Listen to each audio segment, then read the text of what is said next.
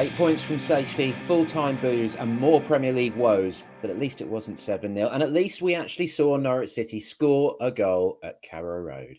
Hello and welcome to the latest episode of the PinkUn Norwich City Podcast, where we are reviewing a 2-1 defeat to Leeds, an 8th defeat in 10 games for the Canaries, their third goal of the season. As I said at the top of the show, 8 points adrift from safety already after 10 games. Joining us is Paddy, Davitt and Adam Harvey. We also come to you in association with Future Radio 107.8 FM. Boys, how are we doing? Pad, if I come to you first, how are you feeling the morning after it all, really? Unfortunately, it's just an unfamiliar... unfortunately, it is a familiar feeling, I should say. Yeah, in the Premier League anyway. I mean, my professional spanning of Norwich probably goes back to, the Lambert years, really. So very Pepe Mel, West Brom for me yesterday in terms of Chris Hughton's sort of end of days. Although, there was no clap banners to throw at to Daniel, so that was a positive. But just a resignation in the stadium, almost an acceptance.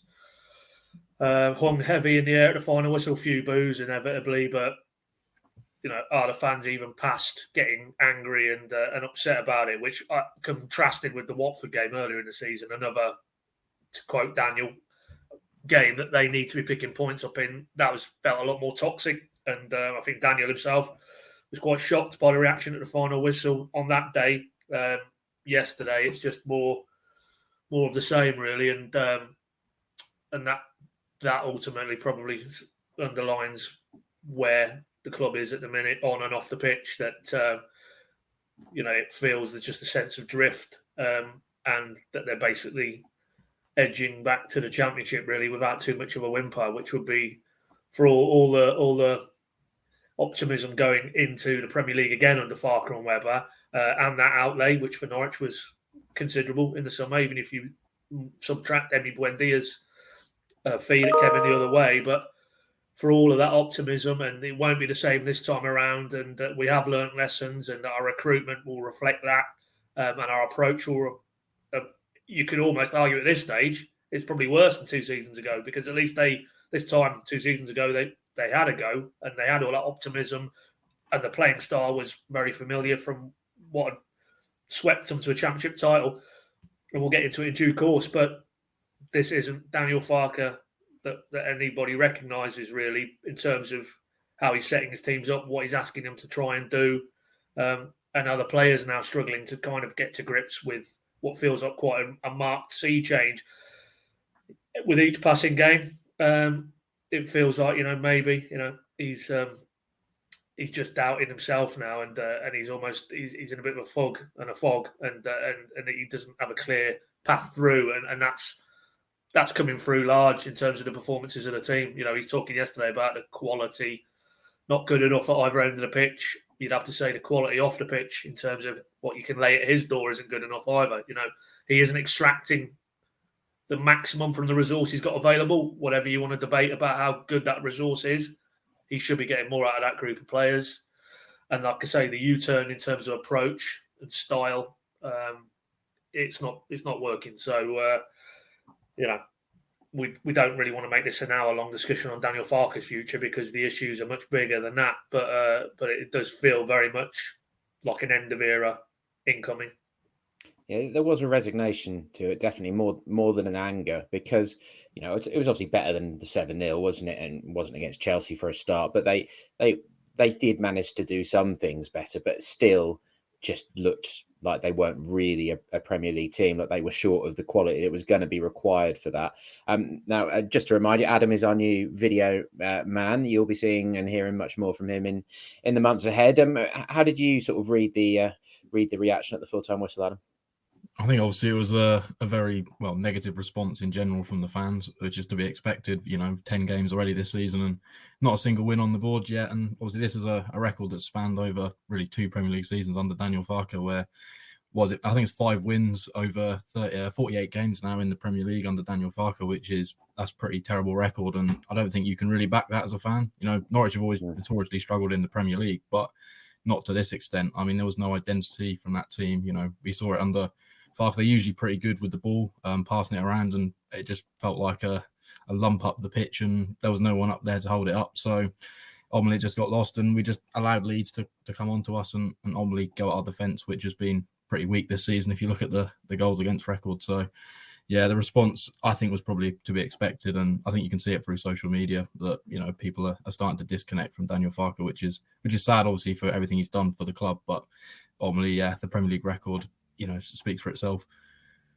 It is sad, isn't it? There will always be that affection for Farke. We'll see. It's not ended yet. He'll still be desperately trying to turn it around, of course. But that is kind of how football works, isn't it? Sometimes eras reach their end and a fresh start is needed, fresh voices, fresh leadership. So we'll see. That might be where we end up. But 68% of their pass completion rate, was 68%, which is for them very low. So following on from what you're saying there, sort of the Farkeable elements just aren't there in amongst it all, are they? You put out a little clip on the PinkUn Twitter feed as well, didn't you, of Daniel saying about it was a good performance, there was great spirit, etc. But we couldn't do it in either box, and that really generated a quite angry response, didn't it?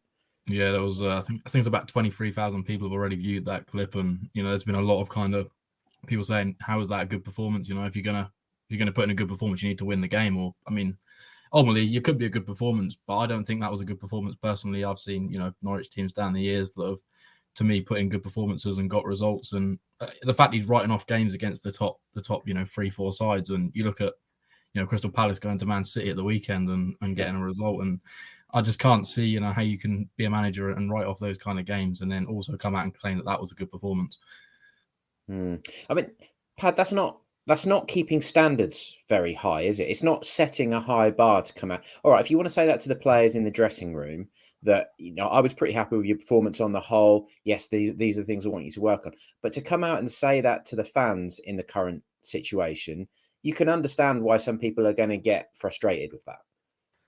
Yeah, but as you say, I think a lot of that is just almost trying, in his view, the positive messaging. But you got to read the room and the way he was delivering it. I mean, that's as downbeat and as downcast as I've seen him in a post-match setting before, which to me ultimately says, has he lost faith in his methods and his players, and that he can't see the wood for the trees, that he's trying things and it's discernibly not working. Because I think if you were maybe to speak to him in a quieter, private setting, I don't think he'd try and tell you that was a great performance. I think he's just it's almost like managers use these pre and press match conferences almost to link to the next game, and whether he's trying to just close it down and almost look ahead to Brentford already. But by saying that and then saying we can extract a lot of positives, but ultimately, to take Adam's point, if it's losing to Leeds at home, who turned up with one win in the league themselves without their main striker in Bamford, and for long spells they looked what Norwich were, a very bang average side, lacking in confidence at the wrong end of the table, and for Norwich not be able to get the right side of that, given the urgency that they need to find a win from somewhere. They're at home, they're coming off the back of the Chelsea thing, when you're going to get a reaction anyway from a set of players who should be, as Daniel said, hurting. Their professional pride has been dented,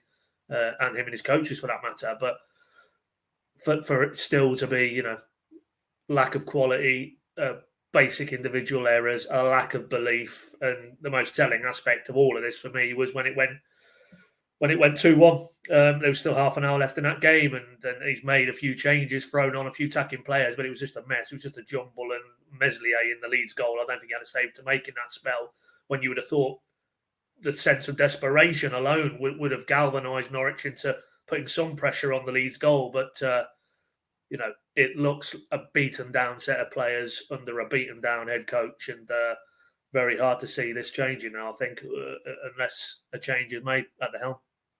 It wasn't under siege, was it? I tell you what, it's going to be dark. It's just unavoidable at the moment, isn't it? We're basically going to be wallowing again.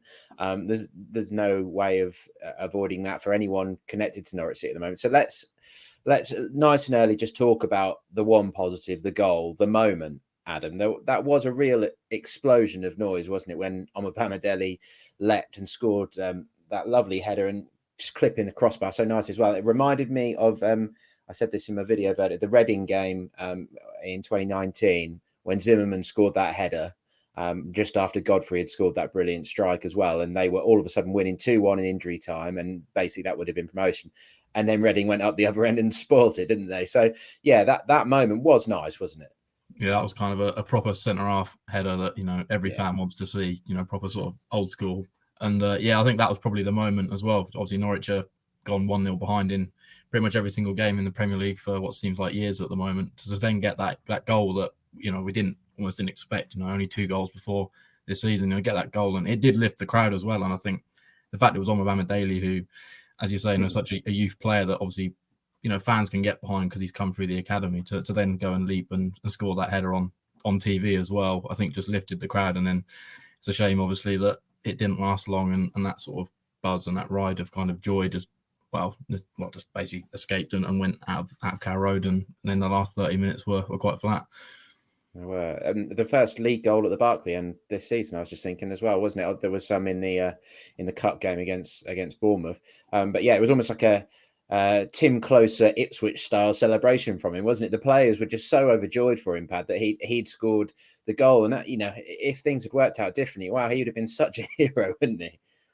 Well, yeah, hopefully we see a lot more of him, because I think where this is heading now, if it is almost internally as much as what they can publicly sort of come out and say, but if you're thinking to the future, he has to be a huge part of it, because for a 19-year-old lad, he's a fully fledged Republic international now. He's a championship title winner, and he's played in the Premier League. So what that tells you is he's got the composure and the maturity, and he needed to show it yesterday, because he was deployed, to most people's surprise, on the left of a 4 and up against Leeds' standout Rafinha, and there was a few rocky moments, and you could say, he could have done better on the goal. He got himself a bit isolated. He seemed to be, far too detached from the rest of his defenders when the ball went diagonal, and then he allowed him inside, and we know the rest. But for all those negative strands, the character he showed almost immediately to get his team level. It's a shame that they didn't go on and get a positive result, because he would have been the standout story, no two ways about it. But I still think allowing for some difficult moments against a very, very good player, probably the best player on the pitch yesterday. For me now, that's it. Die cast. He should be, if it's a 2 or a 3, Norwich going to play defensively, he should be one of those, because we keep hearing a lot about the philosophy and the culture and about giving young players a chance. There's a man who, for me, has taken his chance yesterday, and you could say was very harshly dealt with to come out of the side after Arsenal as well. I thought he didn't let anybody down that day at the Emirates. So if that is true, then keep him in the side now, and it'll be for the Gibsons and the Kabaks probably to fight it out, to play alongside Hanley. But if we're trying to cling to the odd positive, then there's a guy who, to me, hasn't looked overawed or hasn't looked phased by being dropped into a Premier League environment, as he didn't, to be honest, 10 games out from the Championship run-in, where I remember it was Preston away on that Easter Monday, Good Friday, one of those fixtures where Norwich had all these horrendous fitness and injury issues, and he was plucked out of the development side, dropped in there alongside Hanley at Deepdale, and he hasn't looked back. And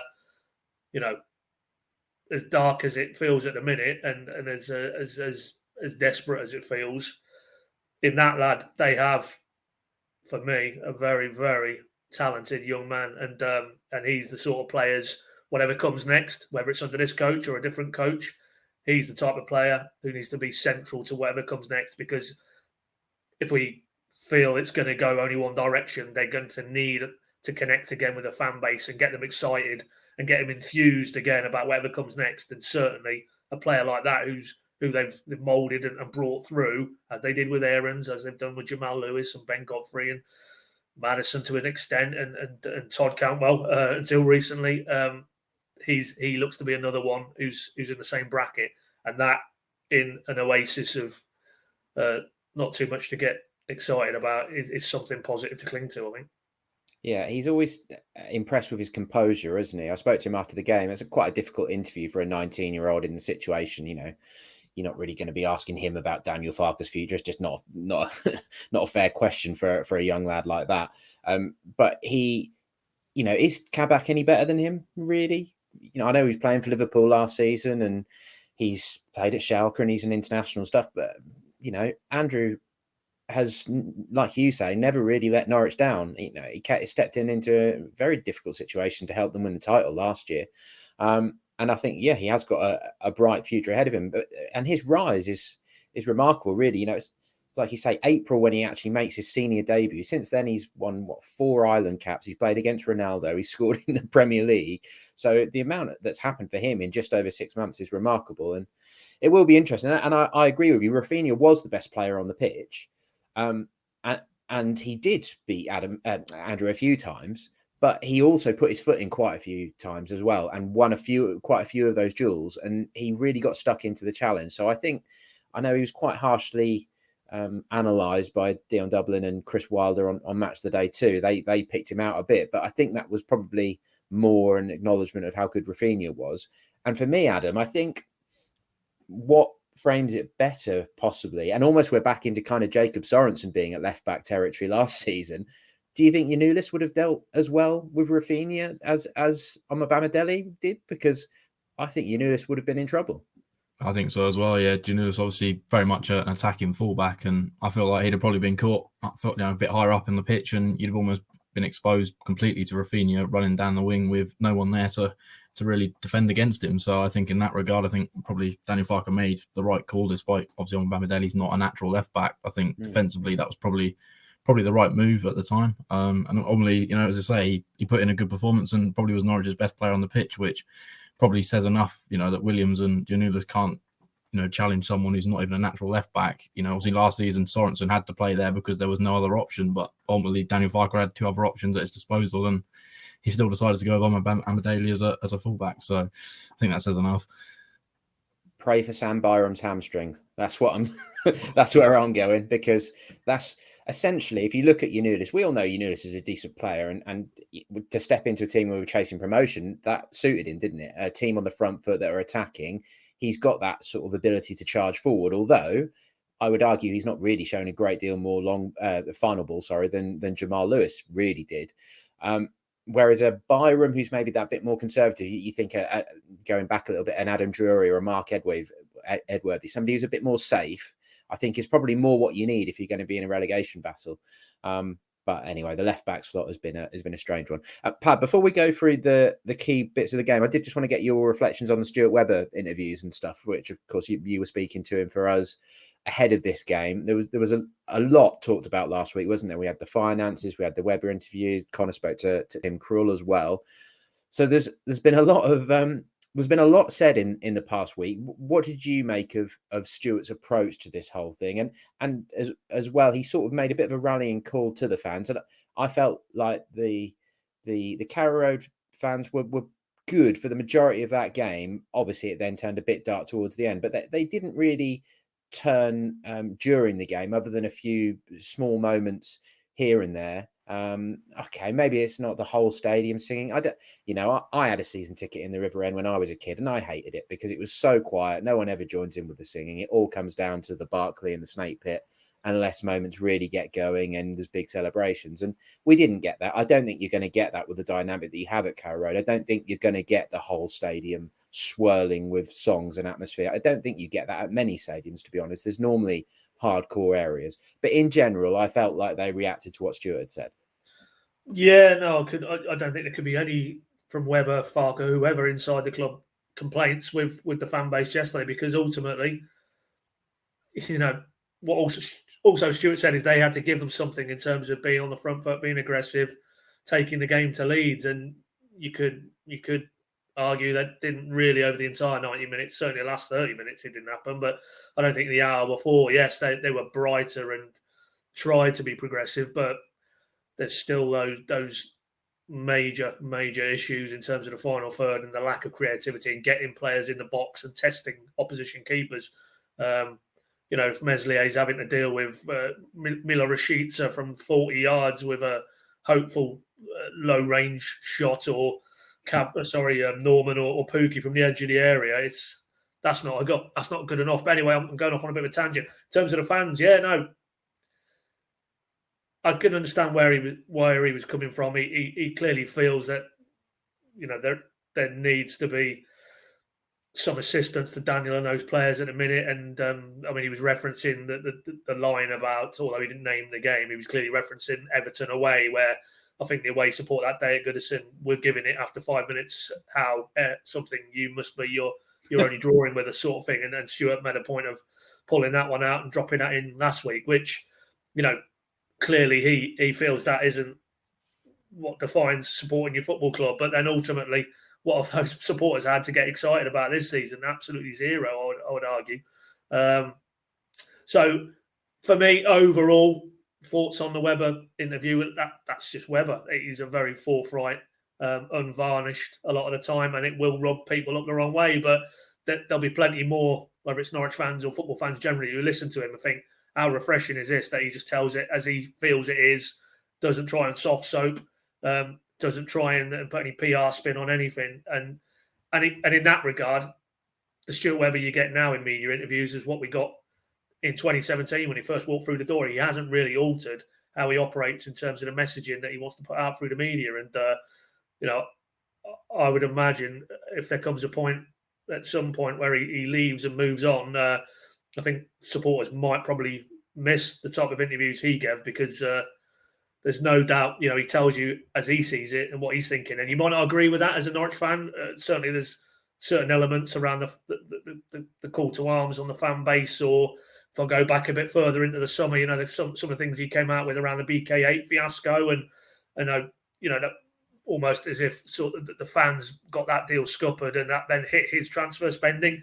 That's a very brave thing to come out and say, and inevitably there was plenty of fans who bit back at him. So he won't always tell you what you want to hear as a Norwich fan, but I'd be inclined to say on this one, I think I probably would agree with Farke. What he has done overall in terms of since he came into the football club, a football club that was on its knees financially, let's be honest, and listing pretty badly, post Alex Neil, post Premier League on that occasion, to pick them up and financially put them in the space they're in now, what he's done infrastructure-wise at the training ground, the commitment to young players and developing young talent, and on the pitch, 2 championship titles, 2 tilts at the Premier League, and the questions will persist about whether him or Farke, for that matter, are good enough at Premier League level. But ultimately, as he always says himself, when he ever does leave, has he left Norwich in a better place than he inherited it? And no Norwich fan, I think, could say different, that he has overall in terms of setting a club up for years to come. Left him in a far better place than inherited. So in terms of the interview in general, I thought, you ask him a question, you get an answer. He came out and defended the recruitment. The jury will remain out on that.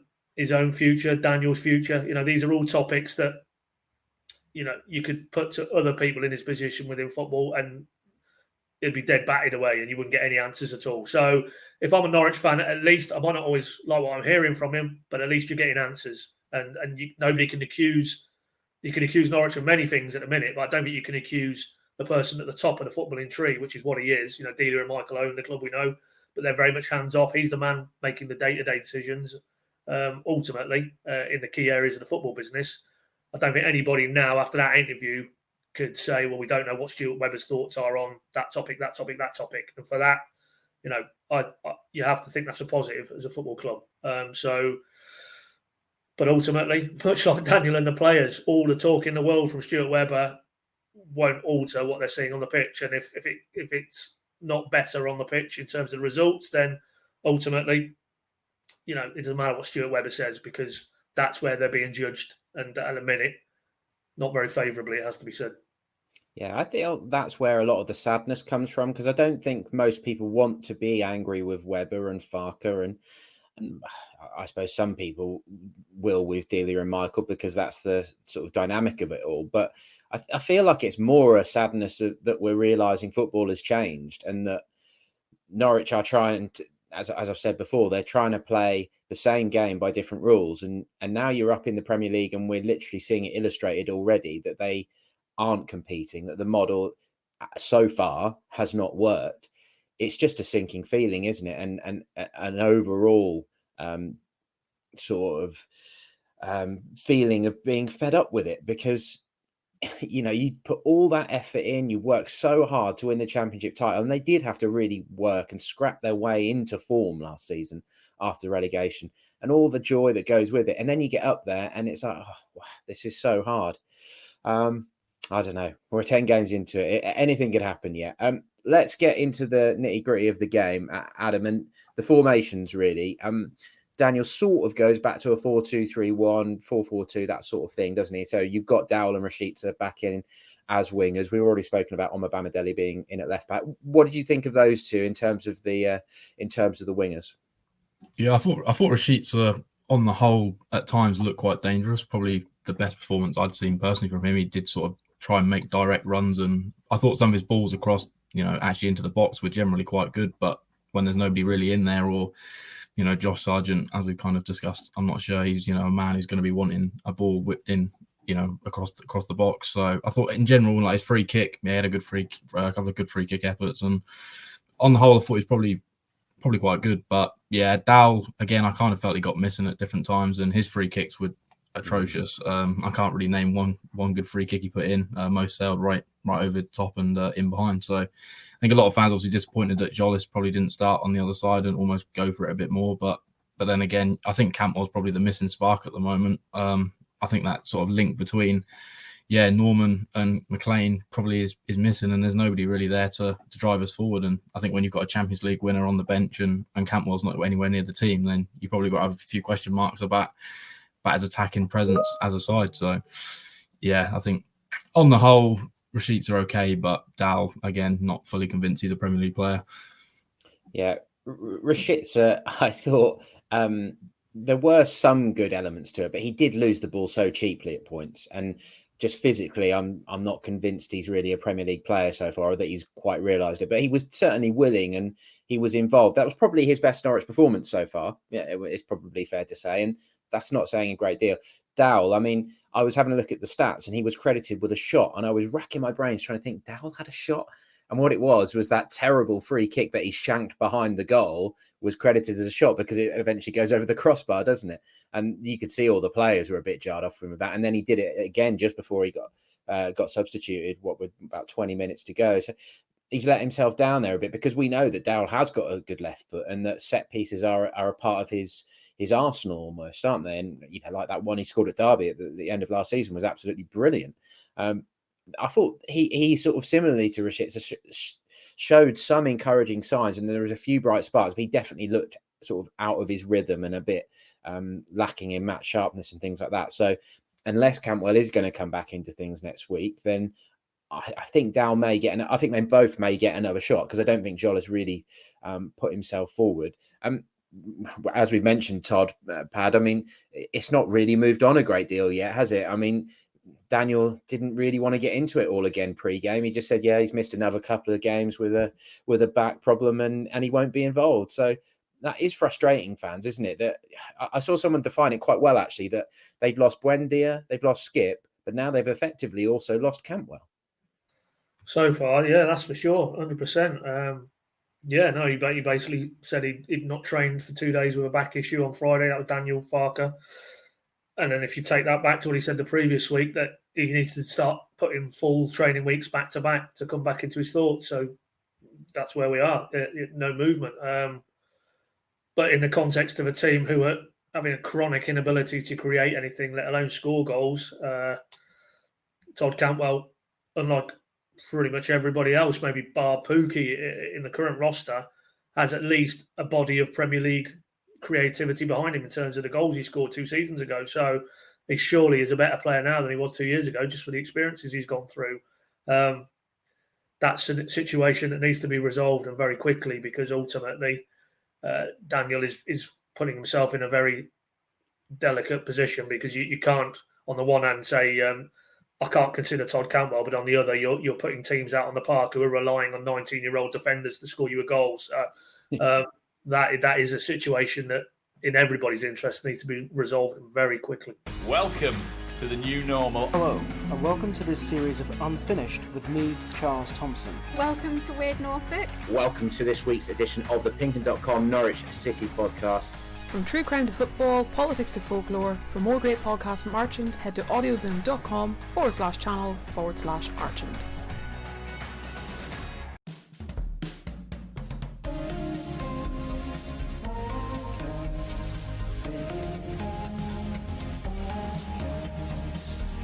The goals, then, I suppose we should come to that. We've sort of mentioned the chances already, but that first goal, while you were talking there, Pat, I was just realising that there was a bit of a symmetry almost to that first goal. The way it comes across from the left into James in the middle, he spins, puts it out to the right. It's just like the Leicester goal, wasn't it?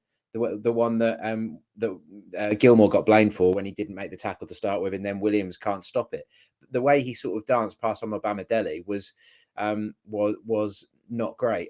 But the second goal, Adam, that was the one that was really painful, wasn't it? And I mentioned Chris Wilder on Match of the Day too earlier. He said it was absolutely ridiculous what Ozan Kabak was trying to do. Now, right at the start of the game, he charges forward, he wins a corner, and we've seen it a few times. The fans like it, don't they? They get a bit excited when he goes on the charge. But then you go and do that, and well, I can't imagine what was going through Grant Hanley's head, to be honest. Yeah, no, we've seen a few defenders in the past. I thought Basong and Closer have both sort of tried that in the past, where they'll drive forward, and if it ends up well, like Kabak did at Burnley, and he gets pretty much to the point where he gets a goal scoring opportunity, then obviously all the fans are going to back that. But yeah, in that situation at that point in the game where you've just got the equalising goal, and Tufay's want to remain a bit more solid, and you probably will get a chance then to try and win the game, and then he comes out of the defence and tries to become Maradona or whatever he was trying to do at that point, and effectively he's lost the game. I mean, you can blame Krul for probably should have done better with it, but ultimately he's been put in that situation because of Kabak losing the ball where he did. So I don't think you can really lay much blame at Krul's door, because he's saved us from probably more humiliating defeats in recent games. And Farke keeps referencing that these games are tight, and we've had sort of opportunities, and fans are supposedly complimenting performances and pundits, but I don't see it. And another chance there to probably try and get at least a point out of that game has been lost because of some pretty naive defending and goalkeeping. Yeah, there's a bit of a hero element to it. I think it's like, I'm going to take the bull by the horns here and drive the ball upfield. It's like, well, that's great, mate, but we're bottom of the Premier League and we can't buy a win. We don't really need the centre back to do that right now. From that point onwards, Josh Sargent should probably do more. McLean and Norman aren't really positioned to protect that area from that. Was where Rodrigo was playing. That's where he was. The danger was being threatened. Let me bounce it back to you on Krul then Adam, because it dips right at the last moment. Angus Gunn obviously hasn't really had much an opportunity to play yet. The high esteem that Tim Krul has played in. Do you think it's time for Angus to get a chance, just in terms of mixing it up, or is that the sort of thing that you think would sort of show that they're kind of a bit making it up as they go along at the moment and just trying to find a solution? I mean, Farke seems to be backing Krul. Obviously, he's made many changes to his starting 11 this season. There's not really been a consistent team like there has in the past, where you sort of know what the lineup's going to be before it even drops at 2:00 on a match day. But Goalkeeper, and I just don't see Farke steering away from Tim Krul. Maybe from an experience point of view, he thinks that Krul in this team, bottom of the league, he's been there before in relegation situations with obviously Norwich and Newcastle. So whether he thinks that that's what they need, but they've brought in Angus Gunn, who, let's face it, all the fans are going to be fully behind him. Obviously he's got that connection and those roots to Norwich. And he's quite a good shot stopper. I think in that situation he's maybe a little bit taller, and and obviously Angus Gunn's going to be gunning to try and get into that number one spot. He's obviously come to this club to try and do that, to compete with Krul, and he's not been given really a fair shot to do that yet this season. So I think potentially at some point, if Krul makes another mistake, maybe it is Gunn's chance to see what he can do. Yeah, I didn't think we'd be getting to that situation this year. I mean, he won Player of the Season 2 years ago. And I still don't think we are there yet, even though I think he can. Well, he did hold his hands up physically, didn't he? And was apologising for it after the goal had gone in.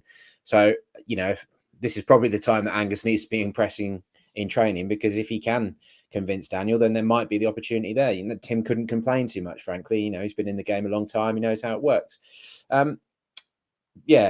Pad, looking ahead then, Brentford, we, as Adam sort of hinted at there, when the team dropped, we were all a bit like, well, how's this going to shape up then? We were trying to sort of make sense of it, weren't we? In terms of looking ahead to Brentford, they've lost 3-1 at Burnley this weekend, so they've had a little bit of a setback. This is a game that I said a few weeks ago that Norwich are going to be bang up for, aren't they? Because they obviously feel a little bit humiliated by seeing how well Brentford and Watford have done. Can you see Daniel making sweeping changes to the team? Is there really much room for manoeuvre? I mean, Billy Gilmore, I suppose, would be the big one, going back to West London. If he's not going to get a chance, then there's not really much point in being here now, is there? I mean, Kenny McLean started off fairly well, but overall, once he got that yellow card, kind of faded out of it. And to me, now this is the nub of it. This you can go off in many different directions and try and piece together what on earth is happening with Norwich City, but that area of the pitch, you know, bringing Gilmore in, bringing in Matthias Norman, losing Ollie Skip or at least returning to sender and not being able to get him back, and then so their head is in one space recruitment wise over the summer. But now we have, as we've just discussed, Ozan Kabak. As much as what on earth is he doing as a defender in that position, but he's looking up and what has he got? What is the alternatives? Grant Hanley, some half decent long diagonals, but too often aimless, trying to hit Sargent, trying to play for second balls. How we got to this point when you're bringing in Gilmore and Norman in the summer, it just feels that is ultimately a contradictory position, that you bring in a player in Billy Gilmore who is the person, you see him playing for Scotland that way. He takes the ball off the back three, back four, and he tries to get, with his passing ability, through the lines and bring the creative players at the top end of the pitch into play. But it's controlled, it's measured, it's get the ball, I'll take it back, then we'll knit it again. You know, what they're trying to do essentially with Krul when it goes into the defenders, but they're not obviously going to be as good as a Billy Gilmore on the pitch, on the ball, sorry. So to then take him out of that scenario and now be left with this essentially long ball operation, it makes absolutely no sense. And that, I think, is at the root of a lot of what these issues, because we can talk about ahead of that, the Sargent doesn't look like a Premier League player. Pukki's not really getting too much service. Rashica this, Zolis that, Dowell this, Campbell that. But all of those are byproducts of that, what's going on or what isn't going on in that key area, which in Farke teams in the past, absolutely critical to Farke ball, if you want to put that label on it. And last season, we had Ollie Skip in there. We had ostensibly Kenny McLean alongside him. Lucas Rupp had a go. Occasionally, we saw Sorensen towards the end of the season. But essentially, you had that McLean and Skip axis. And I know it's the Championship, and I know we're now at the higher threshold of the Premier League, but there was a control. There was the defensive protection that Skip afforded you without the ball, and then with the ball as well. A bit of an understated passer, decent on the ball, not probably in Gilmore's class. But you also have McLean as well there, who could drive forward and showcase, you know, not an inconsiderable passing range that he's got as well, which we saw glimpses of yesterday. So for me, if you've brought Billy Gilmore in with much fanfare and you're going to operate him in that role, get the defensive reinforcements around him, give him the protection, because as we saw at the start of the season, he is no use to you if you're asking him to chase back and try and track Sadio Mane or Man City's galaxy of talent. That isn't his game. What his game is getting on the ball and dictating the tempo. So if that was how you were going to go, Matthias Norman is not that player. Matthias Norman is not Ollie Skip Mark II. Matthias Norman is a far more offensive, progressive type of player, albeit maybe operating in deeper lying areas. But we've seen already, you know, his technical ability on the ball is probably better than Ollie Skip. But what he certainly isn't is an Ollie Skip in terms of without the ball and defensively, and that instinct to patrol a back four and sense danger, put out fires, all the things Ollie Skip was brilliant at last season. So if you're bringing in Gilmore, why aren't you? If it's not going to be Ollie Skip, it needs to be an Ollie Skip type player. If you don't think you've got the answers already in the building in terms of Sorensen or maybe even McLean or Rupp, if the answers lie outside, which they clearly felt they did, why are you going and getting Matthias Norman? Or if you're going to get him, then you need somebody else as well to get almost be Gilmore's minder, as I see it. And then It still might not have been enough, but at least it'd be far closer to a Farke template, and the brand of football would be far more akin to what we are used to under Farke. Not yesterday. That's alien. That is a completely alien. That's not a Daniel Farke team, what we saw yesterday. That directness, that long ball, that playing for second balls. That is, and you've already mentioned him, that's Chris Wilder and Sheffield United guys, that is. So for me, increasingly, the more I think about it, that's where it's falling down a lot of the time, is the central midfield conundrum. It's almost the recruitment has been out of step with where Farke's head is at the minute, and that can't be right. And obviously a lot of this is now with hindsight, because if Daniel knew what was coming back in the summer, I'm sure they'd have rethought it and how they were going to go about it, him and Stuart in the recruitment side of it. But the reality is now that Billy Gilmore's been jettisoned and they've gone in a completely different direction, and they don't have the players in the centre of the park, I feel, to give them the protection and also the control with the ball, to the extent that you don't have Ozan Kabak thinking he's the Ankara Messi, as he was labelled after his Burnley barnstormer, and now feels I don't know whether he thinks he's got to live up to the reputation and try a solo effort every single game.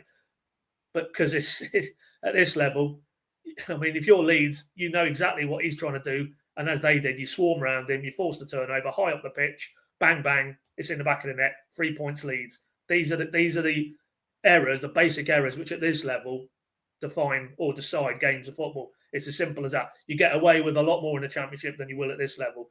And until, for me, without wanting to labour the point, for me, it's Gilmore back in the side, but with the proper defensive protection around him in those midfield areas. And if you got that, I think at least we'd see a step forward in terms of what they're trying to do, and maybe joining the dots with the creative players ahead of him. But until that is resolved, then it just feels like a mess. While you were just talking there, I was just double checking, but Brentford do play three at the back, don't they? So Gibson will be back available next week as well, and we'll have to wait and see how Hanley's groin settles down, because he's played through the pain second half, hasn't he? But that, you wouldn't have thought Norwich would go to Brentford and go with a four at the back up against a 3-5-2. I could see Daniel matching up to that, and probably it's going to be Omobamidele with either Hanley or Gibson and Kabak as a back three. Then that allows you to bring in Yanulis or Williams back on the left.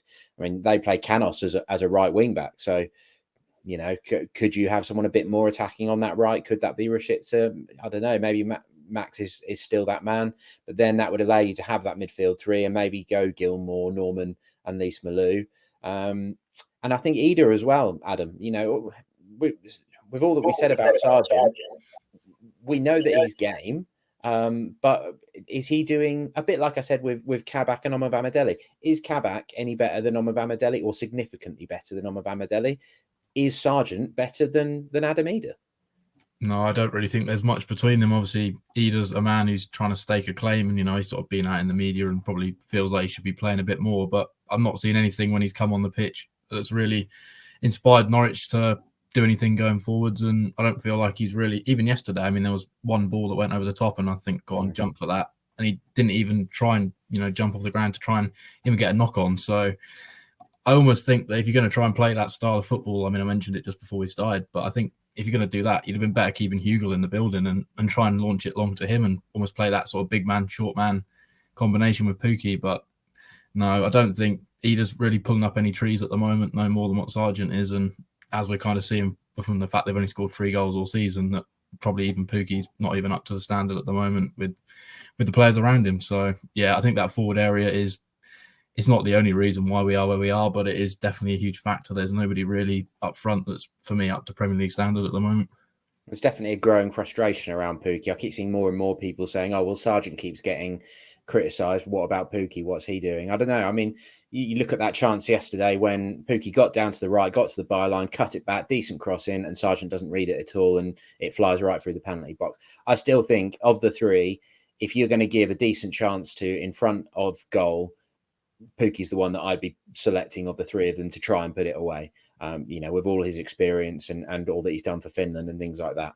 And obviously with Finland as well, they play quite defensively. But this emphasises really how difficult it is for Farke at the moment. You know, if he makes wholesale changes, then he gets sort of accused of unsettling things and that he doesn't know his best team and all that sort of stuff. And if he doesn't make changes, then people criticise him for not trying things. When you're at the bottom of the league, there is nothing you can do as a head coach, sporting director, majority shareholder, whatever. You just haven't really got a leg to stand on, have you? You just have to accept the criticism as it comes in from all angles, because there's only one way to shut people up. And Stuart pretty much said that in his interview with you, didn't he, Pad? That they have to start getting points on the board. They have to start winning games. That's the only way you fight back, really. Right. Thank you very much for your thoughts, chaps. Thank you very much for listening. We'll keep the build up going towards Brentford. We'll try to keep sort of a modicum of normality to it, really, because you've got to, that the season isn't over. There are still 28 games left to go. If they get a win at Brentford, then it's back on. There's no denying it. But it's you cannot deny that everybody that is feeling so down in the dumps at the moment has got a very, very legitimate reason, and people that want to call for the head coach to be changed and things like that. It's very difficult to argue against it with the way things are at the moment. But as I said at the top of the show, at least we saw them score a goal at Carrow Road. Thank you very much for listening, and we'll catch up with you soon.